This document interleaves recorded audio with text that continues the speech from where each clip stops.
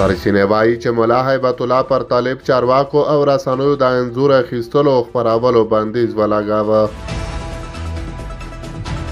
سلام ستړي مشئ په هم وکړئ د یاران ټي وي یوټیوب چینل څخه تازه او مهم خبر ته. سرچینې وایي چې ملا هیبت الله پر طالب چارواکو او رسنیو د انځور اخیستلو او خپرولو بندیز ولګاوه.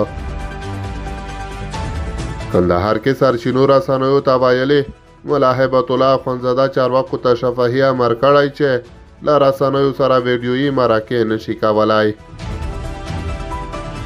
د کندهار ملي تلویزیون کې سرچینې وایي تلویزیون کې د انسان په ښکارېدو هم بندیز لګېدلی چې له امله د خبرونو ویان هم پر پرده نه ښکاري. ونې وړاندې د کندهار والي هم له رسنیو وغوښتل چې دا ساکښ یا سا اخیستونکي انځور به نه خپروي.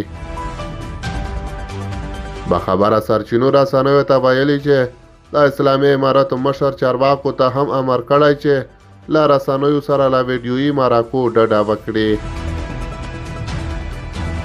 دوی وایي تر دې وروسته به د یوې موضوع اړوند د ژوندي انسان له انځورونو او ویډیوګانو پرته خبرونه او راپورونه خپروي.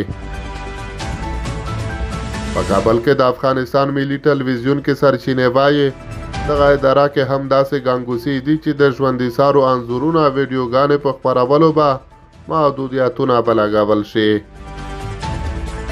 اسلامي امارت ترکمنستان ته د بهرنیو چارو وزیر امیر خان متقي د سفر د خبرو په هکله هم یو پخوانی انځور خپور کړی دی.